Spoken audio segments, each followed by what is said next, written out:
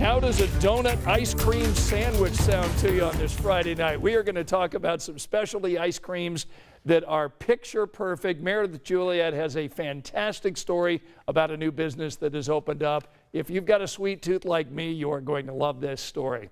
Welcome to our Friday night here in Indiana on our Fast Friday as we get ready for qualifications. We'll talk a little racing coming up in a moment. We'll give you the schedule out at the track in case you and your friends or family are heading out to IMS for qualifications on Saturday and the run for the pole on Sunday. We'll get you all caught up to date on how things are going. We're also going to update that story about the Indiana boy who is battling brain cancer and has a big surprise tonight. Friend of the show, Lauren Kostick, will be along. She'll give us a sneak peek of a story that you'll be seeing tonight on 13 News at 11.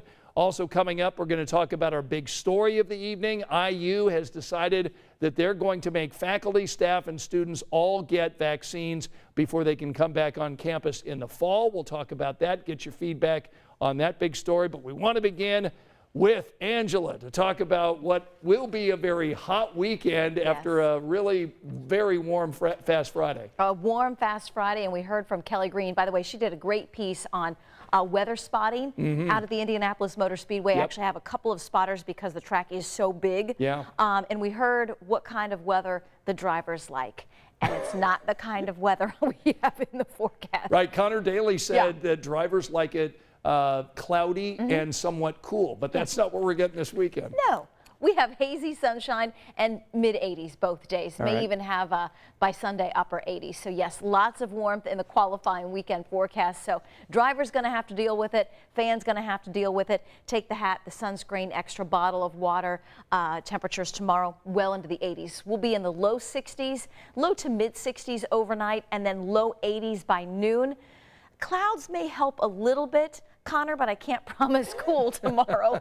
And the same setup for Sunday. And Kelly also talked to them about wind, the changes in the wind. Really a great piece about, especially if you're interested in weather and interested in racing at all. I'm sure we've got it on the website for you. And similar for Sunday for qualifying, we've got Fast 9 qualifying.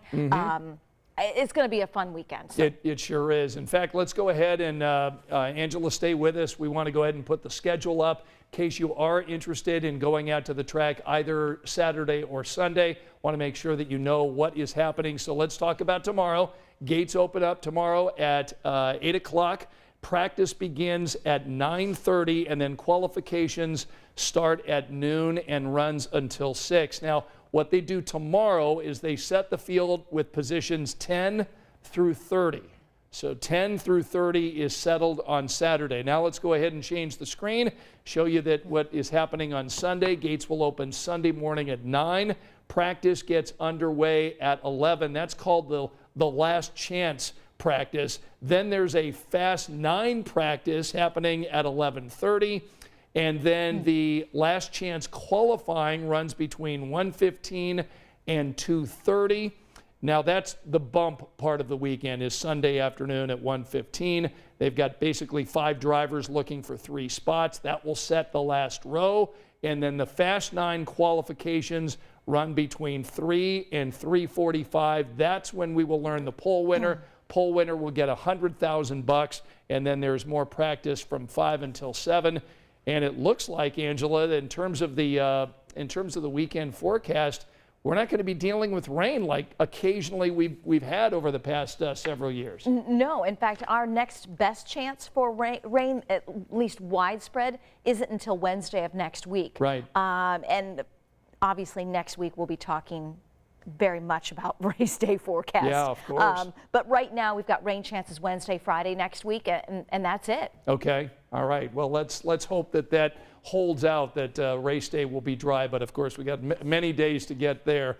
Let's talk about our big story tonight and let you know what is happening in terms of the COVID vaccine rollout that continues. And of course, there are different clinics that are happening across the state this weekend.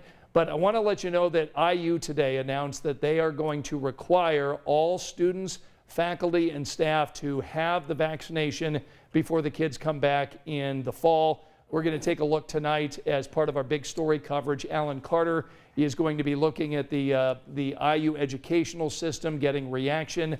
What does this mean for students? What does it mean for their parents? And again, this will be all IU schools across the state. So Alan Carter went over to IUPUI to gather some reaction for us. Also, we're going to learn tonight what percentage of the college crowd has currently received their vaccination. How many of the college kids across the state of Indiana are considered fully vaccinated? How many have had at least one shot? We'll look at that. And we'll also have our verified team looking at whether or not it's even legal for colleges to require a vaccination before kids go to school. So that's all part of our big story tonight. Well, and I wonder if there eventually will be a difference between a private university and a public university.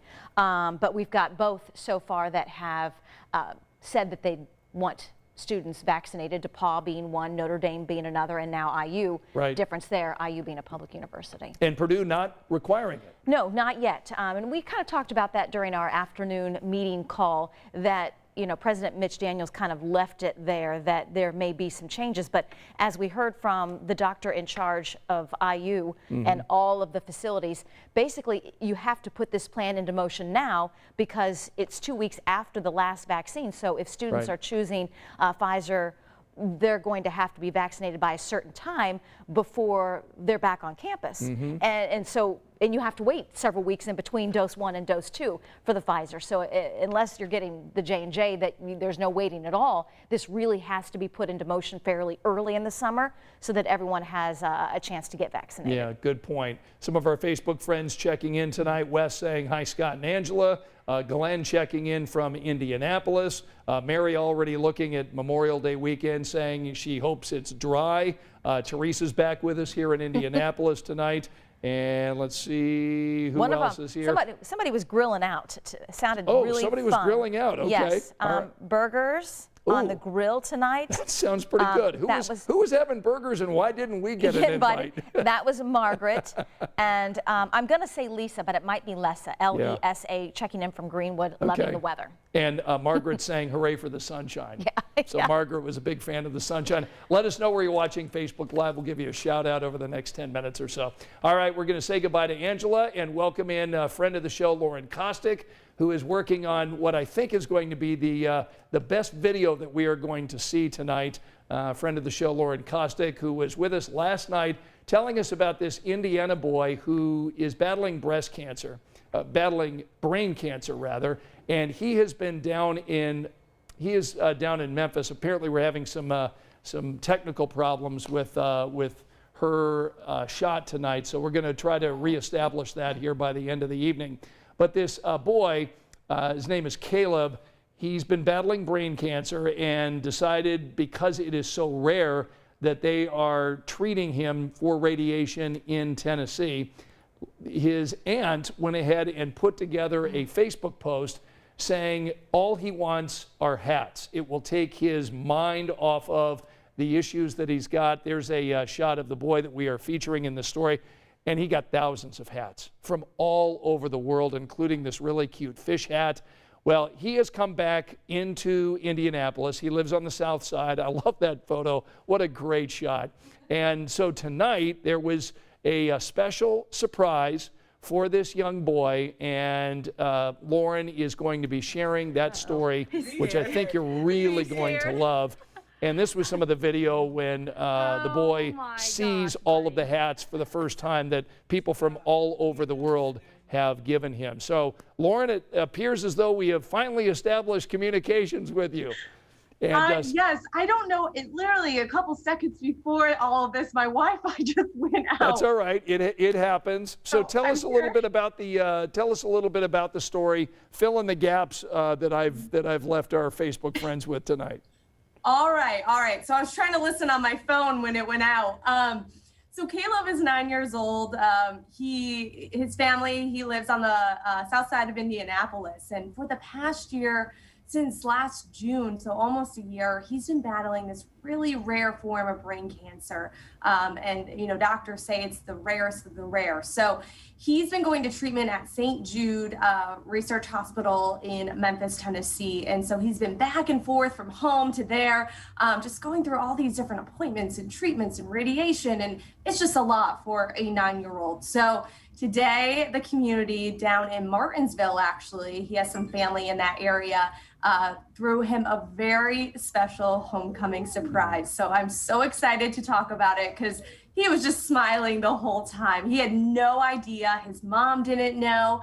And they pulled up, and next thing you know, he got a bunch of surprises, some things he's been asking for a long time. And it's not hats, because if you've been following his story a little bit, or if you were tuning in yesterday, he was asking for hats for a while because he was losing some of his hair. Right. And I got an updated number from his aunt, who said they have received more than 2,000 hats now. Wow. All because of one Facebook post, Scott. That is so awesome that so many people around the world care for this boy, and that Caleb has 2,000 hats. And I know that he's been actually giving them away because he can't have them all. But we are so looking forward to your story tonight, that update with Caleb coming up tonight on 13 News at 11. So before we say goodbye to you, are either Milo or Murphy around so our Facebook friends can say hello to your dogs? They are. And I did want to mention one other thing about the story too, is we got him a special surprise from WTHR. So if you watch the interview with him, you'll notice a special hat he's wearing. So beautiful. Okay, very good. Very we'll look forward to that. Yeah, thank you for thank you for sharing that. Again, her story will be tonight at 11 o'clock. Oh, you've got the cheese out tonight? It works. They love this cheese. Who would have thought? Yeah. All right. So there's Milo in the camera shot, and there's Murphy, the black and white dog there. And they just love the cheese and seem to be in good moods tonight, don't they? They are. They're tired because they just went for a walk. Ooh. Yeah. Okay. So do you take them to the dog park? Is that where you get them out and stretch their legs and throw a ball around, or where do you take them? They love the Broad Ripple Dog Park, and they just brought out the dog pools. So they've been splashing in them and having a good time. Nice. So they thank Angela for the good weather. Okay. All right, Lauren, great to see you, my friend. Milo, Murphy, good to see you both, and thank you so much. And we'll see you guys with that story tonight on 13 News at 11. More cheese from Milo. That's great. Yeah, that's right. All right, Angela, let's bring you back. You like ice cream? Oh, I love ice cream. Yeah, what's your favorite? Oh, gosh, just about any. Maybe not strawberry. Yeah. But just about any ice cream. And I just saw the cutest picture that Sean posted of his family. They were downtown having ice cream tonight. And so funny, we're doing a story about ice cream because now I want ice cream too. Yeah. Well, Meredith Julia did this great story about this new business that's up there on 86th Street and Michigan Road on the northwest side of Indianapolis. Brand new ice cream place. And they designed this business because they wanted to have Instagrammable photos of their ice cream. And they're putting together ice cream in ways that I've not seen before. So let's go ahead and watch this story. You're going to love it. My fiance and I actually started this place in 2018. Taylor DeBruce and Jerome Tia set out to create an ice cream shop that not only serves tasty treats, but also photographs well for social media. We both like to travel, and we're on Instagram a lot. So we noticed that New York, California, those places had those kinds of things, but we did not have anything like that. We figured, how hard could it be? This is something that could be fun. It's ice cream. People would love it. You can't really go wrong with it, so why not? In their third year, Taylor says they're doing really well. I would say last year about this time, we started to really take off. Middle of pandemic, ice cream's comfort food, and then all the other things that were kind of going on. People were starting to support Black businesses more, so that's kind of how we got our name out there. And like I said, it's just been crazy ever since. The name TJ's Sweet Tooth has a double meaning. Both Taylor and Jerome are dental hygienists. Is this kind of a conflict of interest? That's what some people would say. It's funny, we've actually got patients that come here and customers that are now patients, so it's kind of been working out. Do I bite it? Like, yes. What's your, okay. Yes, you bite it like a sandwich. Okay. Yep. Squeeze and bite. Oh my God, that is unreal. That is so good. So our one that we're most known for is our donut sandwiches. A lot of people do enjoy our milkshakes. So we put the edible rim around that. Our Fruity Pebble treat is popular. It's colorful, it's fun, it's something, there's nothing like it in Indiana. I'm a huge fan of our brownie sundaes, actually. I'm a big chocolate head, yes. It's a warm brownie, ice cream, all the sundae toppings, that's my thing. I'm just dying looking at that food. That looks amazing. And I love it when our Facebook friends chime in. Vanilla and chocolate and strawberry. So Wes likes them all. I don't like strawberry. Right. Pecans and praline getting a couple votes. Okay, all right.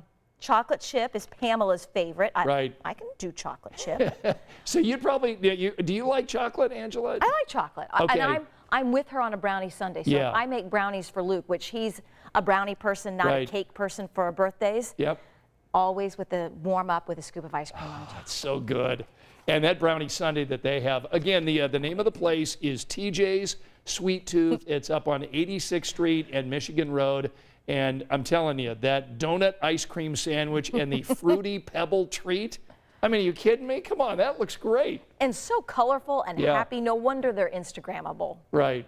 Yeah, let us know, Facebook friends, what kind of ice cream you would love, which was your favorite Instagram ice cream there, and mirror the story. Excellent story there tonight. All right, so for folks who are just joining us now and wanting to know a little bit more about, they've got weekend plans, outdoor plans, what can you tell them? Well, I'm glad Lauren took Milo to the dog park and that the splash pools were open for the dogs, because dogs are also going to need some extra shade and some extra water as we move into kind of an early, I'm not going to call it a heat wave, we'll call it a little heat streak. All right. Temperatures running a good 10 degrees above the average as we head into the weekend. That means middle and upper 80s, so plenty of warmth, plenty of sunshine. Hopefully you can find something to keep you cool, maybe some ice cream. Oh, man. Anastasia said the story looked yummy. Heather likes mint chocolate chip. Oh, Heather, yep. Another vote for hot fudge sundae. Another Nice. vote for pralines and cream. Right. Yeah, I mean, my gosh, talking about all this ice cream. Wonder if they're open 24 hours, because I'd like to get over there on the way out from the newscast tonight.